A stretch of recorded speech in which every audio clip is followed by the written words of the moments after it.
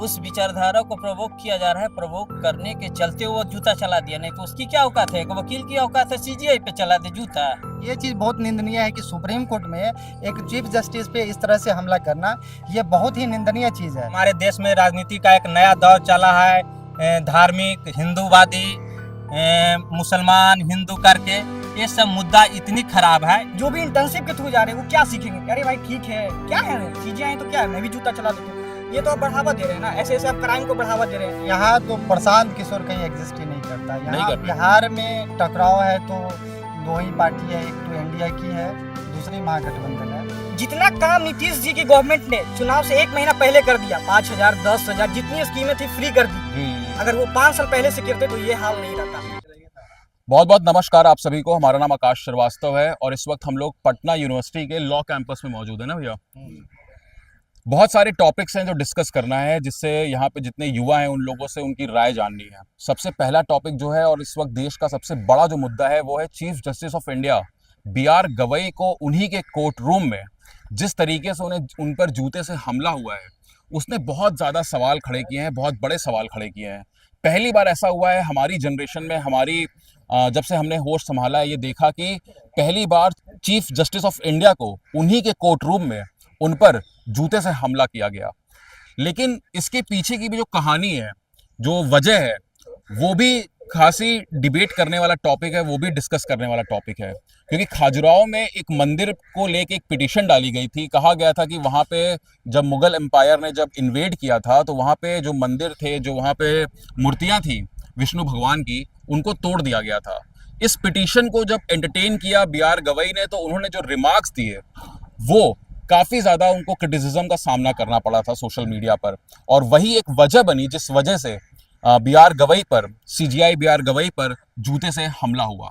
आज हम लोग पटना यूनिवर्सिटी में मौजूद हैं। इन दो टॉपिक्स को भी टच करेंगे और थोड़ा बिहार इलेक्शन को भी लेके यहाँ पे जितने हमारे साथ स्टूडेंट्स हैं उनसे थोड़ी बातचीत करेंगे कि कौन उनका क्या उनकी एक्सपेक्टेशन है इस चुनाव से और कौन उनके एक अच्छे नेता हैं जिस पर वो भरोसा जताएंगे आने वाले वक्त में। तो भैया सबसे पहले तो प्रणाम आप सभी को, नमस्कार। आपका शुभ नाम? मेरा नाम प्रवीण कुमार हुआ। प्रवीण कुमार जी यस। आप क्या यहाँ पे पढ़ाई कर रहे हैं ये बताइए, पटना यूनिवर्सिटी के जो कैंपस है यहाँ लॉ का? MA कर चुके हैं और PhD के लिए ड्यू में एडमिशन ले चुके हैं। जी, तो आपको पता है कि मसला क्या है, ठीक? हर तरफ सोशल मीडिया पे यही डिस्कशन चल रहा है कि कितना सही या कितना गलत है जिस तरीके से chief justice of India BR Gavai ji पर जूते से जो अटैक हुआ है, ठीक? और उसकी जो वजह रही है, जो कारण बताया गया है कि बहुत सारे लोग कह रहे हैं कि BR गवई ने एक पिटीशन को सुनते हुए सनातन धर्म की थोड़ी जो महत्वता होती है, जो उसकी एक गरिमा होती है, उसको ठेस पहुंचाया है। इस पे आपकी क्या राय है ये बताइए। देखिए, सनातन धर्म आस्था सब लोगों के पास है, हर धर्म के पास आस्था है। और उससे बड़ी बात है कि हमारी देश संविधान से चलती है और इस देश की सबसे बड़ी संविधान के संरक्षक के ऊपर जूता चलाया गया। और जो भी व्यक्ति हो, जिस धर्म से आस्था रखते हो, मैं किसी पार्टिकुलर धर्म को, चाहे किसी भी धर्म से आस्था रखते हो, ये नागवार है, बहुत निंदनीय है। और हमारे देश के और हमारे संविधान के और हमारे लोकतंत्र के ऊपर बहुत बड़ा खतरा है, हमला है। मैं यही कहना चाहूँगा कि जो भी उस जूता चलाए हैं उनके ऊपर कड़ी से कड़ी सजा दिया जाए। क्योंकि इस देश के गार्जियन के ऊपर अगर संरक्षण, जो देश की संविधान, चूंकि देश ये चल रही है संविधान से, चाहे देश की, दुनिया की सबसे बड़ी लोकतंत्र है हमारी देश, और उस संरक्षक के ऊपर जूता चलाया जाए, मैटर अलग अलग हो सकती है, ठीक है। आपका आस्था का निराकरण रिमार्क से फिर पिटीशन आप डायल कर सकते थे। जुडिशियल रिव्यू का सिस्टम है, उसका सहारा ले सकते थे। ये नहीं कि अचानक आप किसी पर जूता नहीं, पुलिस अगर संरक्षक नहीं होती तो आप गोली भी चला सकते हैं। आपकी जो भी ये कभी बर्दाश्त नहीं किया जाएगा। और जो भी ये काम कर रहे हैं, जो भी कुकृत कर रहे हैं, उन पर कड़ी से कड़ी एक्शन लिया जाए। जी, एक और सवाल मैं आपसे जानना चाहूँगा। अच्छा खासा आपको तजुर्बा है, ठीक, सीनियर हैं आप अपने कॉलेज कैंपस में भी। जो ये घटना हुई है, ठीक, जिस तरीके से भी राजनीतिक जो परिवेश है जो हमारे देश का इस वक्त जो बदलता चल रहा है, ठीक है, वक्त के साथ साथ, उसमें आपको लग रहा है कि ये जो घटना हुई है उसने चीफ जस्टिस ऑफ इंडिया का जो चेयर होती है उसके स्टैच्योर को, उसकी रेपुटेशन को, उसकी गरिमा को ठेस पहुंचाया है और थोड़ी सी जो गरिमा है वो धूमिल हुई है चीफ जस्टिस ऑफ इंडिया की? ये तो पूरे भारत के इतिहास में या पूरे दुनिया के इतिहास में तो ये पहला नज़ारा देखने को मिल रहा है कि कोई देश के संरक्षक का हेड जो है जी। उसके ऊपर चप्पल और जूता फेंका जा रहा है। तो इससे बड़ी और धूमिल और निंदनीय क्या हो सकती है। जी पूरी दुनिया में ये पहला खबर है कि चीफ जस्टिस जो देश का संरक्षक है उसी के ऊपर हमला किया जा रहा है, जी जो कॉन्स्टिट्यूशन का व्याख्या करने वाला है जी उसके ऊपर हमला किया जा। और खास करके जब से हमारे देश में राजनीति का एक नया दौर चला है, धार्मिक हिंदूवादी, मुसलमान हिंदू करके ये सब मुद्दा इतनी खराब है। एक हमारे महापुरुष हुआ करते थे, कार्ल मार्क्स हो जाए, चाहे यासा होगा, फ्रांस का एक सोशलिस्ट लीडर हुआ करते थे, उन लोग बोला था कि जब जब राजनीति में धर्म आ जाएगी, जब जब राजनीति में जात पात आ जाएगी, वहाँ पर देश का विकास रुक जाएगी, वहाँ का शिक्षा व्यवस्था चौपट हो जाएगी, वहाँ का शैक्षणिक अवस्था इस जर्जर अवस्था में बदहाल किया जा जाएगा कि मानो रेनेसां से फिर हम डार्क एज में प्रवेश कर जाएंगे और देश को कभी नई लेवल पर हम नहीं जा चुके। क्योंकि आज ये दुनिया आप जान चुके हैं कि आज दुनिया इतनी साइंस लेवल पर एआई टेक्नोलॉजी भी डेवलप हो चुकी है, दुनिया आगे जा चुकी है। जो अगर कोई धर्म अभी तक ला एआई टेक्नोलॉजी निकाल के दिखा दिया है तो बता दिया जाए, चाहे क्रिश्चियन का हो, चाहे मुस्लिम का धर्म हो, चाहे हिंदू का धर्म हो, कि सभी धर्मों का हम चैलेंज कर रहे हैं, ये नहीं कि एक धर्म का कर रहे हैं। धर्म हमेशा पाखंड का बढ़ावा दिया है, अंधविश्वास का अंधविश्वास का बढ़ावा दिया है। तो ये कभी नहीं हम बर्दाश्त करें कि वैज्ञानिक मूल्यों के ऊपर प्रोग्रेसिव पॉलिटिक्स के ऊपर हमला हो, उसको हम बर्दाश्त करेंगे। जी भैया, आपका शुभ नाम? मेरा नाम कुंदन कुमार हुआ। कुंदन कुमार, थोड़ा जोर से बोलिएगा। आपका क्या पढ़ाई कर रहे हैं यहाँ पे, क्या परसू कर रहे मैं हैं? यहाँ से एलएलबी फाइनल ईयर छात्र हूँ। Final year. हाँ। मुद्दा आपको पता है, ठीक है, जिस तरीके से सीजीआई पे अटैक हुआ है, और मैं ये भी जानना चाहूंगा कि क्या राय है आपकी सीजीआई ने जो कमेंट किया था, ठीक, हिंदू दायती विष्णु जी की जो प्रतिमा को एक बार रिस्टोर करने की जो बात हुई है खजुराहो में, ठीक, उस पर उस पिटीशन को सुनते हुए उन्होंने कहा, उस पिटीशन को रिजेक्ट किया, उसके बाद उसको कहा कि आप जाके अपने हिंदू दायती से ही बात करिए, उन्हीं से पूछिए, जिसको एक बड़ा मुद्दा बना, जिसको बहुत लोगों ने कहा कि सनातन धर्म को ठेस पहुंची है इससे। इस तरीके से अगर एक कॉन्स्टिट्यूशनल पोजीशन पे बैठे हुए इतने सीनियर पोजीशन पे चीफ जस्टिस ऑफ इंडिया अगर इस तरीके की बात करेंगे तो क्या मैसेज जाएगा, क्या सेंटिमेंट, किस तरीके से हर्ट होंगे या नहीं होंगे, क्या राय है इस पे आपकी? एक्चुअली मुद्दा है, एज ए लॉ स्टूडेंट हम लॉ पॉइंट व्यू से बात करेंगे। जी जी रियल बात ये होती है कि अभी मीडिया में ट्रायल चल रही है कि सीजीआई ने ये कमेंट कर दिया या वो कमेंट कर दिया। एक्चुअली प्रोसेस ये है कि कोर्ट की जो भी प्रोसीजर होती है, आप नॉर्मली अगर सिविल कोर्ट को छोड़ के आप हाई कोर्ट जाइए, और हाई कोर्ट से ऐसे वो तो सुप्रीम कोर्ट है, हाई कोर्ट भी जाइएगा तो अगर आपकी कोई बहस हो रही है, कोई भी मसला पे बहस होती है, तो वहाँ पे कोई बाहरी मीडिया को अलाउ नहीं होता है। जी जी कोई भी मीडिया अगर ये टिप्पणी कर रही है तो किसी के पास ऑथेंटिक प्रूफ नहीं है कि जज ने ये चीज़ बोली है, वो खुद तो सुनी नहीं है। इस चीज़ को हवा दे के, अभी इलेक्शन का टाइम है, बिहार में इलेक्शन का टाइम है, उसको हवा दे के कि ये हिंदुत्व की बात कर देंगे तो बहुत बड़ी ये हो जाएगी, तो ऐसा होगा, तो ये एक पॉलिटिकल चीज़ हो गया है। लेकिन जो रियलिटी चीज़ है कि आप संविधान सुप्रीम कोर्ट को मानते हैं, सुप्रीम कोर्ट जो भी जजमेंट देते हैं हमेशा संविधान के संरक्षक के रूप में खड़े रहे हैं, तो भगवान पे टिप्पणी करना, आप पहले ये देखिएगा कि उनका जो रिट पिटीशन वो फाइल किया था तो वो किस आधार पे किया गया था। पहले आपको उस पक्ष को देखना होगा, पहले उनका पक्ष देखिएगा कि वो चीज़ कह क्या रहे थे और उस पर क्या जजमेंट आया। पहले तो इसका कोई केस पे जो क्या फाइल किए, उसमें आवेदन क्या दिए, वो तो किसी को देखना नहीं है। नॉर्मली ये बना रहे हैं कि हाँ जज ने साहब ने ये बोल दिया। ये चीज़ तो वो हो जाती है कि किसी की कोई बैठी हुई उसमें से 2 लाइन काट लीजिए और उसको चला दीजिए, तो ये चीज़ एक मसला बन जाता है। ये ऐसा नहीं होना चाहिए, और ये चीज़ बहुत निंदनीय है कि सुप्रीम कोर्ट में एक चीफ जस्टिस पे इस तरह से हमला करना, ये बहुत ही निंदनीय चीज़ है।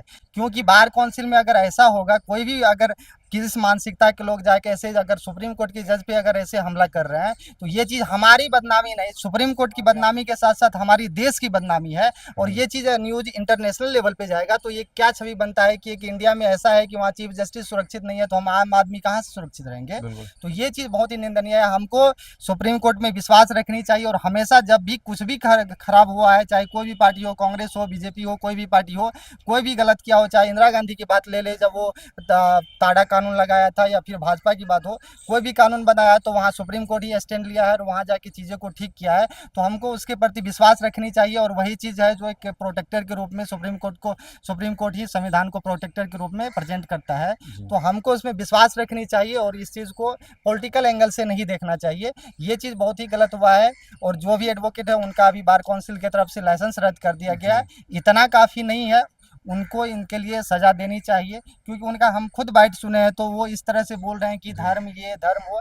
भाई जब आपकी धर्म पे सारा चीज़ अगर चल रहा है तो फिर आप कोर्ट में आप खुद काहे वकील बने हैं? जब धर्म से ही सारा चीज़ हो रहा है तो हम तो जजमेंट मंदिर से ही ले लेंगे, भगवान को बोल देंगे कि भगवान मेरे साथ ये गलत हो आप कर दें। आपके पास एक छोटी से छोटी मसला होती है, कोई आम आदमी कुछ करता है तो आप कोर्ट जाते हैं, वहाँ से केस लड़ते हैं, वहाँ फाइल करते हैं, पुलिस थाना जाते हैं, और चीज़ में पुलिस थाना कोर्ट सारा चीज़ है, बाकी चीज़ में फिर आप मंदिर भगवान पे छोड़ देते हैं। ऐसा ये चीज़ बहुत गलत है, जी। ये बहुत ही गलत हुआ है। एक और मैं आपसे सवाल पूछूंगा कि एक स्टूडेंट होने के नाते, ठीक, जब एक लॉ की पढ़ाई एक बच्चा करता है तो जो चीफ जस्टिस ऑफ इंडिया होते हैं उनको एक इंस्पिरेशन के तौर पे देखते हैं, ठीक। हर कोई सोचता है कि हम एक दिन जिंदगी में वहां तक पहुंचेंगे, ऐसी महत्वाकांक्षा होती है हर किसी की, ठीक। कितना ठेस पहुंचता है, कितना बुरा लगता है देख कर कि आज के इस देश में जो बदलती परिस्थिति है उसमें कितना आसान हो गया है कि आप सुप्रीम कोर्ट में घुस जाएं और आराम से आप जूता फेंक के मार रहे हैं चीफ जस्टिस ऑफ इंडिया को, और उसके बाद आप आकर मीडिया में बाहर ये भी कह रहे हैं कि मुझे इस बात का कोई अफसोस नहीं है। किस तरीके का सेंटीमेंट, किस तरीके का मैसेज जा रहा है सोसाइटी में? ये मैसेज तो बहुत ही खराब जा रहा है। अभी ये चीज़ें लोगों को लग रहा है कि कोर्ट में जाके आसानी तरीके से चीफ जस्टिस पे हमला कर देना, लेकिन अभी चीज़ें सुधार हो रही है। पिछले इससे कुछ 1 साल पहले दिल्ली हाई कोर्ट में भी ऐसे बम से उड़ाने की धमकी दी गई थी, तो वहाँ भी अब सिस्टम ये कर दिया गया है कि जितने भी इनरोल एडवोकेट है, लगभग जो है 80% बार काउंसिल में कोर्ट में ये सुविधा कर दी गई है कि आपको जो एक आईडी कार्ड मिलती है वो आईडी आपके गेट पे स्कैन होगी, उसके बाद ही दूसरे को अलाउ है। बाकी कोई लॉ स्टूडेंट हो या दूसरा कोई भी हो, उसको अगर कोई भी एडवोकेट के ड्रेस में अलाउ नहीं है। इस चीज़ को कानून में पहले इतने एडवोकेट की संख्या नहीं थी तो ऐसे नॉर्मली चल रहा था, लेकिन जब से ये सब इंसिडेंट हुआ है तो इस पे कोर्ट काम कर रही है, bar council of India action ले रही है और इस चीज़ को सुरक्षात्मक दृष्टि से इसको बेहतर बनाने की कोशिश कर रही है। और हमें उम्मीद है कि कुछ 1-2 साल में ये चीज़ और बेहतर बन जाएगी, क्योंकि ये चीज़ सब सिस्टम अभी जो है हाल फिलहाल में, अभी हम लोग लॉ स्टूडेंट भी है तो अभी फर्स्ट ईयर में जितने बहुत सारे स्टूडेंट एडमिशन लेने आ रहे हैं, तो अब हम लॉ कॉलेज में भी ये सिस्टम कर दिया गया है कि आपके पास आपके ऊपर अगर कोई भी केस है तो वो सारी डिटेल्स आपको कॉलेज में सबमिट करनी है। अगर आप किसी केस में आप सजाफता होते हैं तो फिर आपको लॉ की डिग्री नहीं दी जाएगी। तो ये चीज़ धीरे धीरे सुधार हो जा रहा है, थोड़ी टाइम लगेगी लेकिन जो है सिस्टम में सुधार हो रहा है।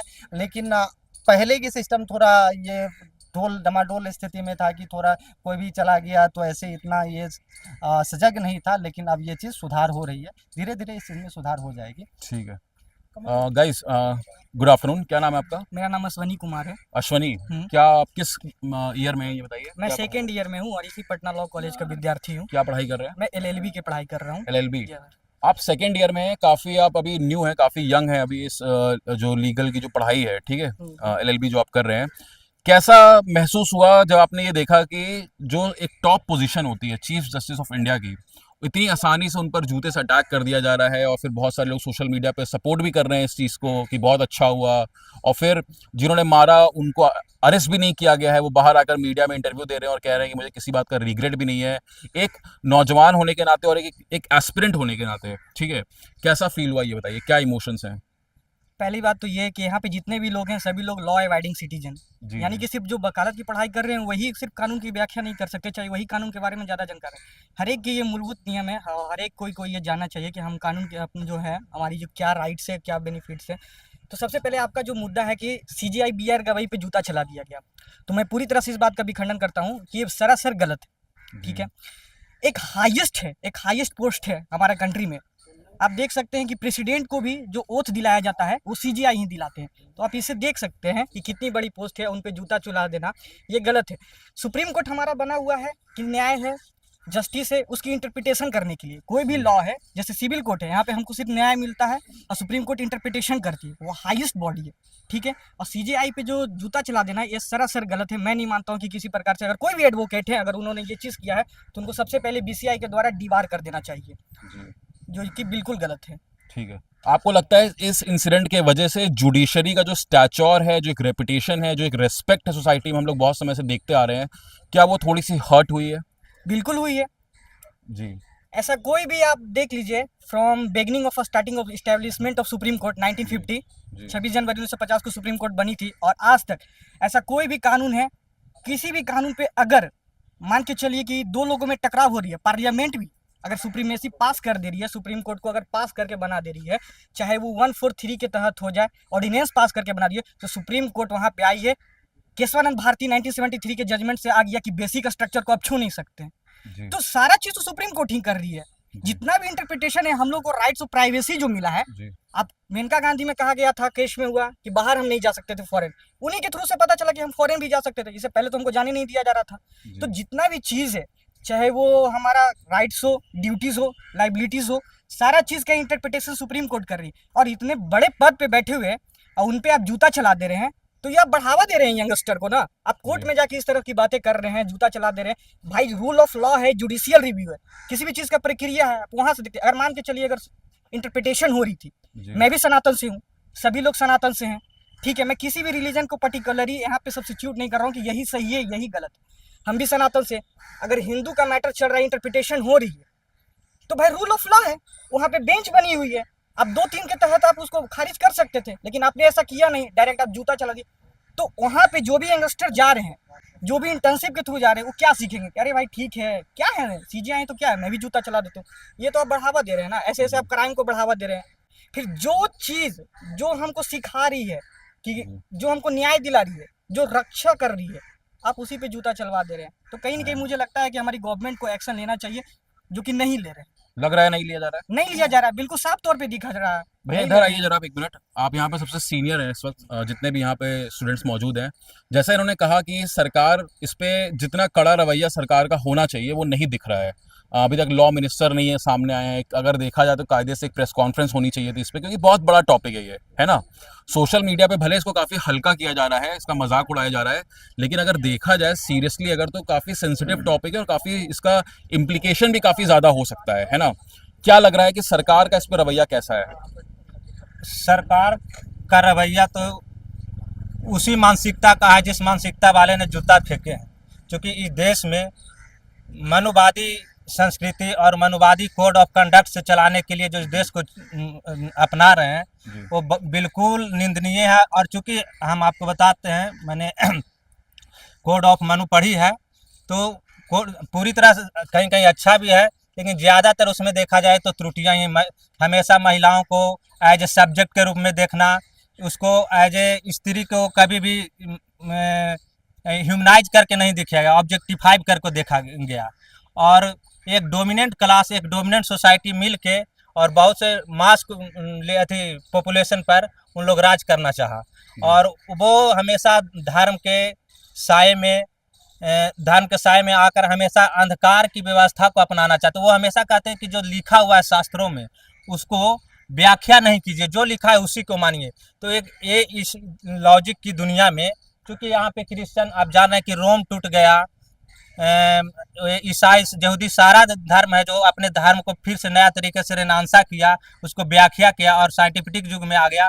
और आप किस युग में जाना चाह रहे हैं? जब दुनिया आप देख रहे हैं कि चांद पर जा रहा है, मंगल पर, आपने सूरज पर भी अपना प्रयोग कर दिया, उसके बाद भी आप इस रवैये पर जा रहे। तो हम ये कहना चाहें कि जो इस तरह के घटना किए हैं और जो इतना निंदनीय है, पूरी दुनिया की ये पहली ऐसी घटना है, ये लैंडमार्क की घटना है और बहुत निंदनीय घटना है, जिस पर भारत सरकार को विपक्ष, सत्ता पक्ष और विपक्ष दोनों को मजबूती से आना चाहिए और उस व्यक्ति पर एक्शन लेना चाहिए, और जिस सोच के साथ हैं उनको जल्दी से जल्दी कस्टडी में भेजना चाहिए।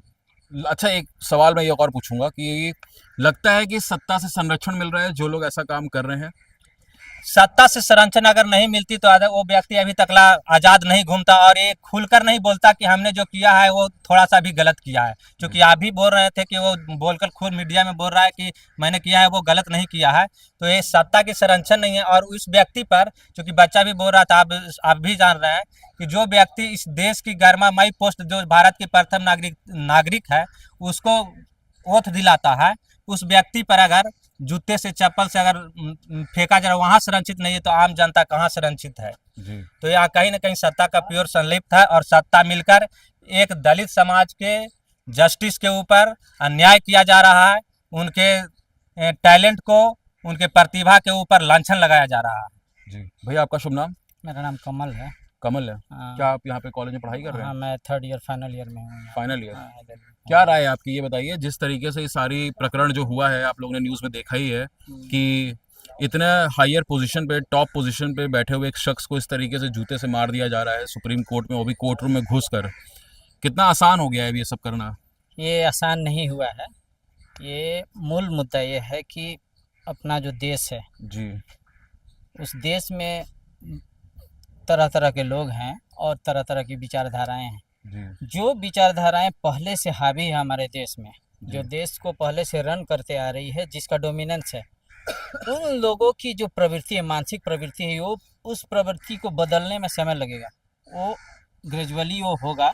जी जी और कुछ लोगों में वो अभी भी भरा हुआ है। जी जो एक ऐसा आदमी जो अपने कॉन्स्टिट्यूशन को लीड कर रहा है, जो सबसे हायर पोस्ट में है जुडिशियरी के, जी उस आदमी पे अगर जूता चल जा रहा है तो ये बहुत बहुत इस लोकतंत्र के लिए बहुत खराब बात है। बिल्कुल बिल्कुल। इस लोकतंत्र को जब से इस विचारधारा की जो सरकार बनी है 2014 से, तो ऐसे लोगों का और देश में ये हुआ बोलबाला हो गया है कि ऐसे लोग डर नहीं रहे हैं। क्यों नहीं डर रहे हैं? इसलिए कि उन लोगों को सत्ता का संरक्षण प्राप्त है। आखिर वो आदमी क्यों वो आदमी एक ही दिन में भाई बरी हो गया? जी क्यों हो गया? वही एक आदमी सोनम वांगचुक है, वो बेचारा वो अपने समाज के लिए, अपने राज्य के लिए, अपने हित के लिए, अपने देश के लिए लड़ रहा है जी और वो अभी जेल में है। क्यों सही है बात भाई?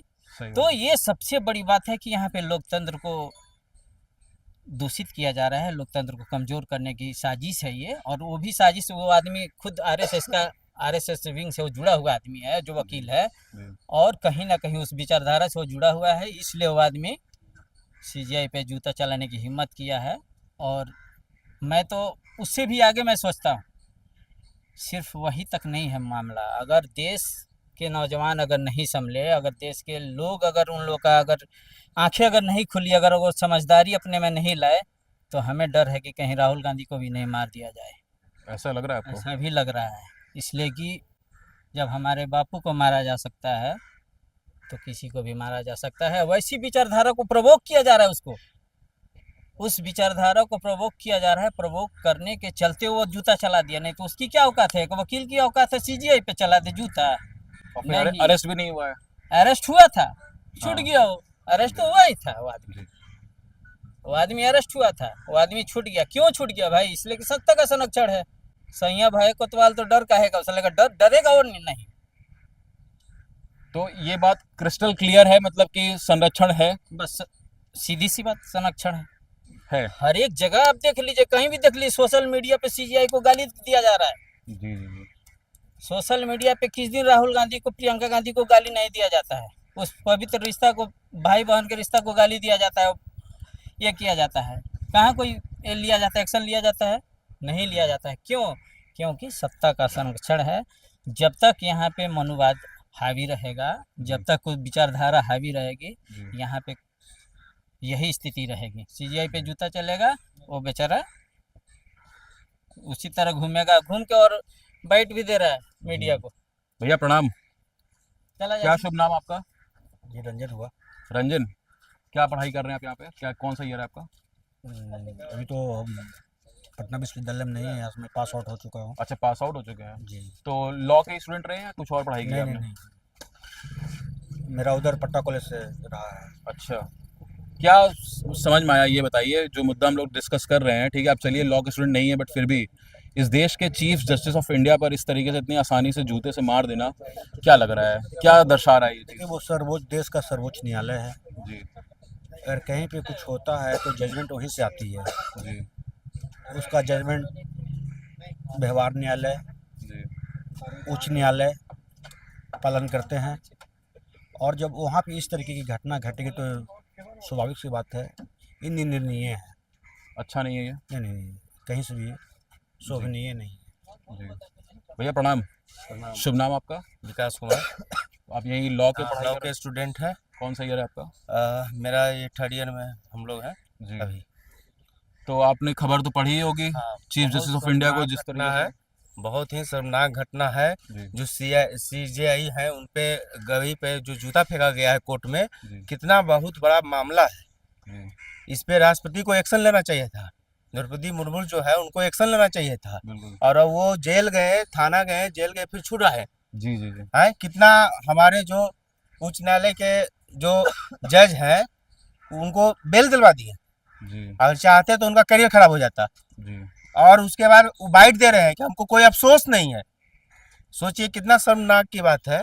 जी आज वो दलित है तब ना ऐसा घटना घट रहा है, और कोई उच्च कास्ट रहते तो ऐसा घटना होता, सड़कों पे हजारों उतर जाते। जी तो ये घटना बहुत शर्मनाक है। जी इस पे जल्द से जल्द जो प्रथम देश का प्रथम माना जाता है जी राष्ट्रपति, उनको एक्शन लिया जाना चाहिए, लिया जाना चाहिए। बिल्कुल लेना जाना चाहिए। अच्छा देखिए, क्योंकि हम लोग पटना यूनिवर्सिटी में है, ठीक है, तो बस एक आखिरी सवाल मैं ज़रा सबसे जानना चाहूँगा, ठीक है। पटना में है, चुनाव हो रहा है बिहार में, डेट्स भी अब आ गई हैं, क्या लग रहा है, कितना उत्साह है, पहले ये बताइए चुनाव को लेके, है एक्साइटमेंट कि नहीं है? पूरी जनता में गांव से लेकर मोहल्ला से लेकर शहर तक हर जगह चुनावी बातें चल रही है, चाहे चौराहा हो, सभी जगह चुनाव की बातें चल रही है। जी और बात रही चुनाव की, तो चुनाव बिहार में एक नई मोड़ ले चुकी है, क्योंकि 20 वर्षों से मनुवादी लोगों का देश में सरकार चली, और एक हमारे देश में है जिनका नाम है नीतीश कुमार, भले समाजवादी का चोला पहने हुए हैं, लेकिन हमेशा उनका गठबंधन और नेक्सस जी कारपोरेट लोगों के साथ रहा और मनुवादी सोच वाले लोग के साथ रहा, और हमेशा दक्षिणपंथियों के साथ रहा। और वो हमेशा शिक्षा, बिहार के देख सकते हैं कि शिक्षा व्यवस्था, स्टूडेंट देख रहे हैं कि अभी क्लास से बाहर चल रहे हैं, देख रहे हैं कि टीचर का पता नहीं है कि टीचर अपने स्टूडेंट को भी नहीं संभाल पा रहे हैं। इस बिहार में इतनी स्थिति, गंदा स्थिति हो चुकी है कि एक कोई बच्चा अगर हॉस्पिटल में जाती है तो उसको ना बेड मिल पाती है, ना मेडिसिन मिल पाती है। ऐसा माहौल है यहाँ पे सही में? सच में माहौल है। आप जाके, हम बगल में पीएमसीएच है, जी ज़्यादा नहीं 500 मीटर की दूरी पर है पीएमसीएच, वहाँ पर ही जाके दे सकते हैं। इधर और हमारे जो पटना यूनिवर्सिटी का जो डिस्पेंसरी है, वहाँ पे जांच थी, वहाँ जांच की व्यवस्था भी खत्म कर दी गई है। जी अब थोड़ा मोड़ा आपको मिल जाएगा, पैरासीटामोल एक मेडिसिन है, और फेंड्रिल जो एक कफ वाला सिरप है, वो 2 चीज़ के अलावा आप कुछ नहीं मिल सकता है यहाँ पे।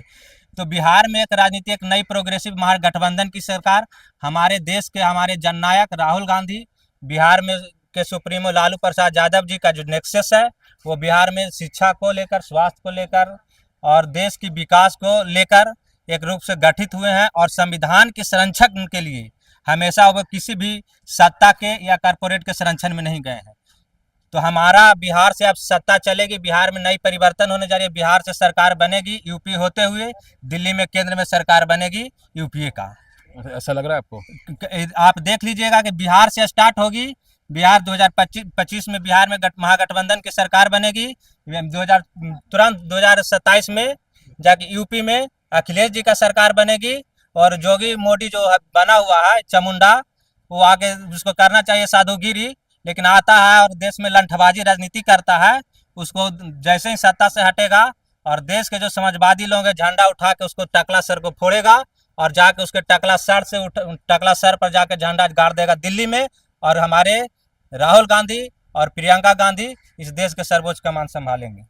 अच्छा भैया ये बताइए, बिहार में चुनाव होने रहे हैं, ठीक है, कितनी एक्साइटमेंट है, क्या लग रहा है, किस पे भरोसा ज़्यादा दिख रहा है आपको? नीतीश कुमार, तेजस्वी यादव, प्रशांत किशोर, ये 3 प्रोमिनेंट सबसे ज़्यादा फेस दिख रहे हैं इस वक्त इलेक्शन में, आपको किस पे ज़्यादा भरोसा है, ये बताइए इस वक्त? नहीं, यहाँ तो प्रशांत किशोर कहीं एग्जिस्ट ही नहीं करता। नहीं यहाँ कर रहे। बिहार में टकराव है तो 2 ही पार्टी है, एक तो एनडीए की है, दूसरी महागठबंधन है। जी यहाँ बिहार में अगर लोकल स्तर पे देखा जाए तो आरजेडी लीड करती है। अभी भी बिहार के पिछले इलेक्शन में सबसे बड़ी पार्टी आरजेडी की पार्टी रही है, जी और अब की बार भी बदलाव की उम्मीद है, क्योंकि ये जो डबल इंजन की सरकार रही है उससे बदहाली की स्थिति। अभी अगर आप हम लोग के कॉलेज भी आए हैं तो अभी ऐसा व्यवस्था है कि हम लोग की लाइब्रेरी में अभी अपडेटेड बुक तक नहीं रहती है।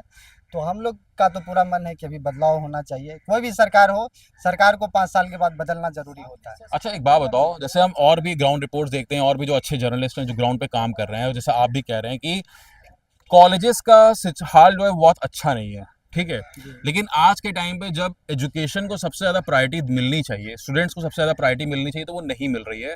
इसकी वजह क्यों मान रहे हैं, क्या मान रहे हैं आप, ये बताइए, क्या है वो वजह जिसकी वजह से पॉलिटिशियंस जो है, जो लीडर्स हैं, वो एजुकेशन को, स्टूडेंट्स को इतनी प्रायोरिटी नहीं दे रहे हैं? देखिए, बात क्या होता है ना कि शिक्षा व्यवस्था सुधार तब होती है जब आपके कॉलेज में अच्छे प्रोफेसर्स होते हैं। प्रोफेसर्स की संख्या अधिक होती है, तो अगर वो टाइम से आएंगे, वो स्ट्रिक्ट रहेंगे, तो स्टूडेंट्स भी आएंगे और पढ़ेंगे। अभी हमारे कॉलेज में देखिए, अभी यहाँ पे 90% प्रोफेसर एडहॉक पे हैं, अच्छा जो कि संविदा पे हैं। यहाँ परमानेंट प्रोफेसर नहीं है, अच्छे प्रोफेसर नहीं है, तो फिर छात्र कहाँ से आएंगे, और छात्र आएंगे तो फिर पढ़ेंगे क्या जब प्रोफेसर ही नहीं है। शिक्षा व्यवस्था की यही स्थिति है। अभी बिहार में देखिए, अशोक चौधरी है मंत्री, और बिना इंटरव्यू दिए वो बन गया प्रोफेसर। अब ऐसी स्थिति है बिहार में कि आप नेता हैं, आपकी जान पहचान है, तो आप जो है बिना कहीं इंटरव्यू दिए आप जाके बन जाते हैं। सब दिन रहे हैं वहाँ पे, आप नेतागिरी किए हैं, बन गए प्रोफेसर। अब हम लोग जाएंगे तो वो हमको क्या ज्ञान देंगे? प्रोफेसर वो होते हैं जो व्यक्तित्व अपने ज्ञान के धनी लोग होते हैं, जो हमको पढ़ाएंगे, हम उसको जानेंगे। आप पब्लिक में जाके अब हमेशा जो है इसको गाली उसको गाली ये चीज़ करते हैं, और आप कल आप अभी प्रोफेसर बन गए, परमानेंट प्रोफेसर बन के आप कॉलेज में आइएगा तो आपसे हम क्या ज्ञान लेंगे? तो यही स्थिति है कि कहीं शिक्षा व्यवस्था की दयनीय स्थिति है कि प्रोफेसर अच्छे प्रोफेसर नहीं है। और अच्छे प्रोफेसर कौन सरकार बहाल करेंगे? सरकार परमानेंट प्रोफेसर नहीं देते हैं। और परमानेंट कोई वैकेंसी आती भी है 5 साल 10 साल पे आती भी है, तो उसमें ऐसा व्यवस्था है कि सेटिंग करा के जो नेता मंत्री है वो लोग की बहाली हो जाती है बिना इंटरव्यू दिए। तो यही स्थिति है, इस वजह से ऐसी हाल है। तो हम लोग पढ़ेंगे वही ना कि जहाँ हमको अच्छे प्रोफेसर मिलने चाहिए। सरकार तो बजट में अभी ऐसा किया है कि यहाँ शिक्षा में सबसे ज़्यादा खर्चा किया है, लेकिन जो है स्थिति खराब इसलिए है कि नीतीश कुमार बहुत अच्छा एफर्ट लगाया कि शिक्षा में आप जो है अच्छा बजट दिए, अच्छा खर्चा किए, लेकिन जो है ये व्यवस्था सुदृढ़ करना सरकार की काम है कि आपने ये चीज़ को टाइट कीजिएगा कि आप जो प्रोफेसर आपकी बहाली प्रक्रिया है बीपीएससी लेती है तो उसको आप निष्पक्ष रखिएगा। ये चीज़ सही हो नहीं पा रही है जी इसी भाई वजह ये बताना, आप इधर आओ जरा। आपका जो चुनाव, जैसे अभी बिहार में डेट्स आ चुकी हैं, ठीक है, 20 साल हो गए हैं नीतीश कुमार को मुख्यमंत्री बने हुए, ठीक। लग रहा है कि अब बिहार को एक नए चेहरे की ज़रूरत है, एक फ्रेश विजन की ज़रूरत है, एक नया, एक ऑप्टिमिस्टिक लीडर की ज़रूरत है, नए चेहरे की ज़रूरत है बिहार को इस वक्त। हाँ जी बिल्कुल, बिहार को एक नए लीडर की ज़रूरत है, क्योंकि 2005 से नीतीश जी की गवर्नमेंट है, जेडीयू की गवर्नमेंट है। और मैं ये नहीं कहता हूँ कि उनके कार्यकाल में विकास नहीं हुआ। कुछ चीज़ों पे लॉजिकली अगर हम बात करें तो कुछ चीज़ों पे वो सही है, कुछ चीज़ों पे नहीं है। जैसे अगर देखा जाए तो बिहार में सड़क उन्होंने बनाया, लेकिन शिक्षा उन्होंने एकदम ख़त्म कर दी। आप जर्नलिस्ट हैं, आप पत्रकार हैं, मैं आपसे एक सवाल करता हूँ, आप भी बिहार से हैं, जैसे आपका काम है सवाल करना, लेकिन एज ए स्टूडेंट मैं आपसे पूछ रहा हूँ, बिहार का कोई एक स्टेट यूनिवर्सिटी बता दीजिए जो NIRF रैंकिंग में टॉप 50 में, क्यों नहीं है? TMU का हाल देख लीजिए, मगध यूनिवर्सिटी का हाल देख लीजिए। ये बताओ इसकी वजह क्या लग रही है, ये बताओ क्यों एजुकेशन को प्रायोरिटी नहीं दी जा रही है, ये बताओ। मैं 2 चीज़ बताना चाहता हूँ। पहली बात है माइंडसेट। अगर हम पढ़ लेंगे तो फिर क्यों ही उनसे सवाल जवाब करें? वो भी चाहते हैं कि भाई हमारा, वो भी चाहते हैं, जितने भी लीडर हैं वो भी चाहते हैं कि भाई ठीक है, अगर अच्छी क्वालिटी का एजुकेशन नहीं देंगे, भाई हम जो कहेंगे वही मानेंगे। अगर हम पढ़ जाएंगे तब तो हम अपने अधिकार की बात करेंगे। मतलब जो शोषित है उसको और शोषित रखो, वैसे ही उसका और शोषण करो, और फिर डिवाइड एंड रूल करो। Yes. धर्म के नाम पे, कास्ट के नाम पे, फ्रीबीज के नाम पे, स्कीम्स के नाम पे उसको डिवाइड एंड रूल करते चलो। देखिए, आज तक जब से बिहार इलेक्शन हो रहा है, जितने भी विधानसभा के चुनाव हुए हैं, जी हमेशा ये डायरेक्शन दिया गया, कास्टिज्म को फेवर किया गया। जी, कभी जी। भी जितने भी लीडर हैं कभी इन्होंने ये नैरेटिव सेट किया कि हमको एजुकेशन पे वोट चाहिए, एम्प्लॉयमेंट पे चाहिए। जी। आज ऐसा हाल है, बोला जाता है कि बिहार लैंडलॉक स्टेट है। हाँ, जी। मैं भी मानता हूँ कि बिहार लैंडलॉक स्टेट। तो क्या जो लैंडलॉक स्टेट नहीं है, हिमाचल देख लीजिए, लैंडलॉक स्टेट नहीं है, वो तो पूरा का पूरा लैंडस्लाइड से चौपट हो जाता है, लेकिन यहाँ से अच्छी ग्रोथ है, यहाँ से अच्छी क्वालिटी की एजुकेशन है। जी बिहार लैंडलॉक स्टेट है, एक तरफ आता है तो पूरा कोसी लेके चला जाता है, कटिहार का कुर्सेला पूरा डुबा देता है, जी। एक तरफ पूरा ड्राउट स्टेट है। जी अरे भाई, तो आप ये कीजिए ना, आप डैम बनाइए ना, बिल्कुल। मेगा प्रोजेक्ट बनाइए, मल्टीपर्पज प्रोजेक्ट बनाइए, जी। तो नहीं बना रहे हैं भाई, गरीब को और गरीब कर रहे हैं। एक बार बाढ़ आता है पूरा गरीब समटा जाता है, उसके बाद क्या करते हैं, हेलीकॉप्टर से हवाई सर्वेक्षण करते हैं, ऊपर से चूड़ा और भुंजा गिरा देते हैं कि भाई खाओ 3 दिन के लिए, माचिस और ललटेन। ये चीज़ मैंने भागलपुर में देखा है, क्योंकि भागलपुर भी बाढ़ ग्रसित एरिया है, सबौर में हमारे फैमिली है, और मैंने वहाँ वो चीज़ देखा है। आज तक वहाँ का नेशनल हाईवे नहीं बना है, अभी भी जाके देखिए, कहलगांव से जो सबौर टच करती है हाईवे, बिल्कुल खराब है। और मैं नीतीश जी को ये भी बात कहूँगा कि वो थोड़ा सा जो इस तरफ का जो बिहार का जो डेवलपमेंट किए हैं, जैसे नालंदा से वो आते हैं, मैं भी जी। नालंदा से आता जी, हूँ, जी। लेकिन उनसे मैं एक ही चीज़ बात आपके चैनल से बोलना चाहूँ कि कृपया क्षेत्रवादी ना बने, सीमांचल पे भी विकास कीजिए। जी पूर्णिया को देखिए, समस्तीपुर को देखिए, खगड़िया को देखिए, वो नहीं देखते। भाई मैं नालंदा गांव उनके गया था, नीतीश कुमार के अभी हाँ। रिसेंटली गया था, कल्याण बीघा जो उनका कल्याण पैतृक बीघा। गांव है ना। हम्म। भाई वहां जाके मुझे ऐसा लगा ही नहीं कि वो कोई गांव है, मतलब पक्की सड़क, लाइट, बिजली, सब कुछ बढ़िया। लेकिन जब मैं इसी बिहार में जब मैं और किसी गांव में जाता हूँ, क्षेत्र में जाता हूँ, जैसे मैं राघोपुर गया था, जो तेजस्वी यादव की कॉन्स्टिट्यूंसी है, ठीक है, सोचिए, मतलब वैशाली डिस्ट्रिक्ट में पड़ता है ये राघोपुर कॉन्स्टिट्यूंसी, पटना से एकदम नजदीक है। तेजस्वी यादव की कॉन्स्टिट्यूंसी है, पटना में सारे जितने भी बिहार के बड़े नेता सब रह रहे हैं, लेकिन उस गांव में लोग गरीबी और भूखमरी से मर रहे हैं। बताइए, जब बाढ़ आई थी वहां पे तो झोपड़ी उपड़ी सब गिरी पड़ी थी, बहुत मुश्किल से लोग अपनी जिंदगी जी रहे हैं। तो ये तो काफी ज्यादा मतलब एक वो हुआ ना कि डिस्क्रिमिनेशन हुआ कि आपने अपने गांव को एकदम बढ़िया बना रखा है और जो दूसरे गांव है उनकी हालत एकदम बद से बदतर हो रखी है। देखिए नालंदा में आप एजुकेशन दिए, नालंदा यूनिवर्सिटी बनाए, क्योंकि जी। नालंदा में था तो वो चीज़ की है, बहुत अच्छा की है। जी जी ठीक है, नालंदा में राजगीर टूरिज्म को लेके है। जी जी तो क्या बिहार में सिर्फ राजगीर टूरिज्म है? जी। बोधगया नहीं है, वाल्मीकि टाइगर रिजर्व नहीं है, बेगूसराय का कांवर झील नहीं है, उसको जी। तो आपने नहीं। ठीक है, राजेंद्र प्रसाद बिहार से थे, सबसे पहले प्रेसिडेंट ऑफ इंडिया थे। आज जाके देखिए जहाँ से वो आते हैं जीरादेई, उसको तो as a tourism spot develop करना चाहिए था। जाके देखिए वहाँ से अभी तक स्टेशन गाड़ी नहीं चलती है। 1-2 किलोमीटर में जाइएगा तो हमको लगता है, मैंने विजिट किया था उस टाइम, तो शायद मैं रिकॉल नहीं कर पा रहा हूँ, एक स्टेशन है जहाँ से अभी तक गाड़ी नहीं दी गई है। स्टेशन का तो प्रावधान ही छोड़ दिया, वहाँ बना ही नहीं है, लोग 20 किलोमीटर दूर जाते हैं। तो भाई ये कैसे विकास कर रहे हैं आप नीतीश जी? आप एक तरफ क्षेत्र देख रहे हैं, चलिए ठीक है आप क्षेत्र देख रहे हैं, जो चीज़ देना चाहिए नालंदा में, नालंदा यूनिवर्सिटी थी, वो आपको देना चाहिए था, मस्त था। राजगीर जी। टूरिज्म है, राजगीर चारों तरफ से टूरिज्म को देख होती है। एक आपका हिस्टोरिकल है, महाभारत से जुड़ा हुआ चीज़ है, बुद्धिज्म से जुड़ा हुआ है, जैनिज्म से जुड़ा हुआ है, इवन सिख से जुड़ा हुआ है, तो वो तो आपने ठीक किया। लेकिन और भी जगह क्या बिहार में टूरिज्म नहीं है? सासाराम पूरा भरा पड़ा है ग्रीन से, वहाँ पे अभ्यारण्य नहीं बन सकता था, राजगीर में ही बना। तो अच्छा एक बात बताओ, आखिरी सवाल बस, ठीक है, क्योंकि आप लोगों को भी लेट हो रहा है इसलिए मैं आप लोगों को भी फ्री करूंगा। अगर नीतीश कुमार के अलावा इस वक्त जो दो बड़े चेहरे दिख रहे हैं, तेजस्वी यादव और प्रशांत किशोर, क्या लग रहा है किससे ज्यादा उम्मीद है? आप किससे ज्यादा, किसको देख के ज्यादा ऑप्टिमिस्टिक होते हो बिहार को लेके? देखिए as a leader Tejashwi Yadav और प्रशांत किशोर दोनों अच्छे हैं। जी तेजस्वी यादव जहाँ बात करते हैं इधर कि देखते हैं। एम्प्लॉयमेंट देंगे, जी। बिल्कुल अच्छी बात है, हमको एम्प्लॉयमेंट चाहिए। अगर मेरे पास 10 रुपया नहीं रहेगा तो मैं यहाँ से कैसे जाऊँगा कॉलेज? जी जी तो बिना एम्प्लॉयमेंट तो मेरी घर नहीं चलेगी, गृहस्थी नहीं चलेगी। जी तो इनका ये नैरेटिव मुझे बहुत अच्छा लगता है। और जहाँ तक कि प्रशांत किशोर का है, मैं ये नहीं कहूँगा कि, देखिए अभी वो नए नए हैं, उनको बिहार की राजनीति से अभी बहुत कुछ सीखना है। जी जाके गांव में जाके देखें क्या जरूरी है क्या नहीं है, और उन्होंने एक नैरेटिव तो कम से कम एम्प्लॉयमेंट और इंडस्ट्री का सेट किया प्रशांत जी, किशोर जी। के लिए, इसके लिए मैं थैंक यू बोलूंगा। कम से कम उन्होंने एक नैरेटिव बना दिया, कास्टिज्म को हटाया, जो कि जी। सबसे बड़ी बात है। और एज अ तेजस्वी यादव मैं उनको भी लीडर अच्छा मानता हूँ, क्योंकि वो जब भी पिछले इलेक्शन से वो एम्प्लॉयमेंट की बात कर रहे हैं और उन्हीं का देन। अच्छा एक चीज़ मैं आपको बता रहा हूँ कि एक आशा का पोस्ट होता है जी। हॉस्पिटल में, ठीक है, जी आशा वर्कर। हाँ आशा वर्कर, जी जी उसको 15,000 पे स्केल बोला गया था, जो कि अभी तक नहीं हुआ है।